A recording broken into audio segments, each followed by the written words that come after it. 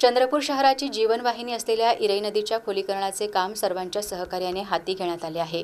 या कामाच्या प्रगतीची पाहणी करण्यासाठी राज्याचे आदिवासी विकास मंत्री तथा चंद्रपूर जिल्ह्याचे पालकमंत्री डॉक्टर अशोक उईके यांनी प्रत्यक्ष खोलीकरण होत असलेल्या ठिकाणी भेट दिली। पहिल्या टप्प्यात रामसेतू ते चौराळा पूल दरम्यान अम्युजमेंट पार्क जवळ व महर्षी शाळेमागे सध्या काम सुरू आहे। आतापर्यंत अम्युजमेंट पार्क जवळ 350 मीटर आणि महर्षी शाळेमागे 120 मीटर असा एकूण 470 मीटर अंतरावरचे खोलीकरण करण्यात आले आहे। सध्या स्थितीत कामावर 8 Poclain machine, 13 Hyva tipper, 20 tractor, 1 JCB कार्यरत असून नदीपात्रातून आतापर्यंत 7500 ब्रॉस गाळ करण्यात आला आहे। शेतकऱ्यांना 400 ब्रॉस गाळ वाटप करण्यात आला आहे।